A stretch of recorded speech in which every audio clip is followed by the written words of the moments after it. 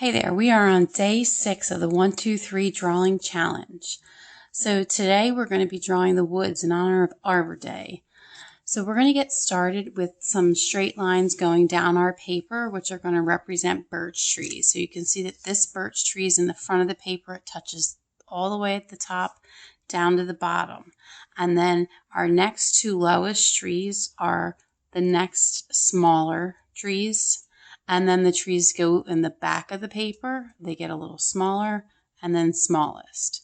So let's get started by number 1, drawing the first tree, which is on the edge of the paper. So we're going to take this tree and we're going to make a line going all the way down. Now we're going to set the horizon line by making a very light line go across. I'm doing that light because some of these trees are going to go over top of it. So let's set our next couple of trees. So down here, I'm going to put my next biggest trees. And I'm using my fingers because I don't want to have the trees go in a row like this. I want them to be staggered. So I think I'm going to move down to the bottom of the paper and I will let my fingers be the guides. I'm going to make 1 tree, 2 trees, and then 3 trees. And that's where they're going to grow from. So even the thickness of my finger is a nice size. Like this is 2 fingers thick. So I can start drawing my tree going straight off the top of the paper. 2 lines straight off the top of the paper. Now this part I can curve a little bit. All right, and the next tree straight off the top of the paper. And the next tree. So I think 3 is a good number, but since I want to have some things in my background, I can decide on having a tree that's even smaller, maybe here or here. So I think I'll go here. And it's going to be thinner than the ones that are already there to make it look like there's distance. All right, so we've got our trees planted. Now the horizon line goes through those trees. So let's take care of getting rid of that. All right, and then we're going to have a few things that we're going to do on this, the same on all the trees. So I want to go through those steps. Number 1, we're going to give all the trees a dark shadow on one side. So birch trees are very white. So their shadows are very clear. So I'm just going to color up and down like this on this side of the tree. Now while I'm here, I'll go ahead and I'll do these other trees. So I'm going to color, and it's not really halfway, it's like 1/4 of the way over. And then I'm going to do the next one.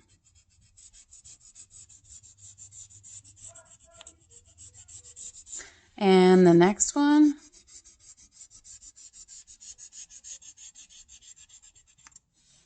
And then the next one. Now this one's not going to be very thick because it's so small. All right, so we've got the makings of some trees with shadows now. Now to make them look like birch trees, I'm going to give them like an irregular edge over here. So I'm going to scribble in and out, and I'm going to press pretty dark. If I had a black marker right now, I would even do this with some black marker. And I'm going to go in and out like I was making the edge of the top of mountains, up and down. So this is an irregular kind of scribble that I'm doing.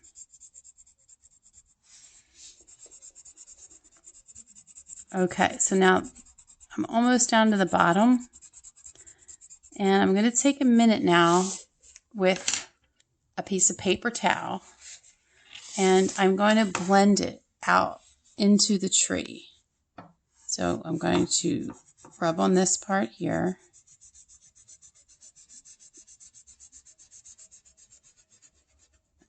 So it kind of makes the middle of the tree a little bit more gray. Now I'm going to take my pencil and I'm going to draw a half line going across, and I'll go to the other side, make another half line. And if you go all the way across, it's okay. These are cracks in the bark. And then birch trees have something that looks like eyes in the bark, but really it's a tree branch that broke off and scarred the bark. So it's going to be a line above and then a line below, so it looks like an eye, but we're going to treat it more like it's a crater. So we're going to make one part, the top part, be dark, like your letter C there, and then kind of just scribble in there to make it look like it's not empty. All right, and maybe another one down here. I think that's plenty since this tree is really large. And I would say that that tree is done. Now we're going to move on to the next smaller trees. Now remember, I'm going to probably spend a lot of time doing one tree, but you can spend as much time as you need on each of the trees. So again, we already made this side dark. We could take a minute now, and since this is really thin, I'm going to use a blender. If you don't have a blender, just fold your paper towel up so that you have a thin point on the end. All right, and see how nice that looks with a blender. And now I'm going to scribble this way to give that little bit of darker shadow. It doesn't have to be real perfect here. It could be higher and lower. All right, now once you have this all the way down to the bottom, you can't really mess that up. So I went out of the lines a little bit. I'm just going to make the tree a little thicker there. All right, once I get down to the bottom, I'm going to add at the bottom part some extra darkness.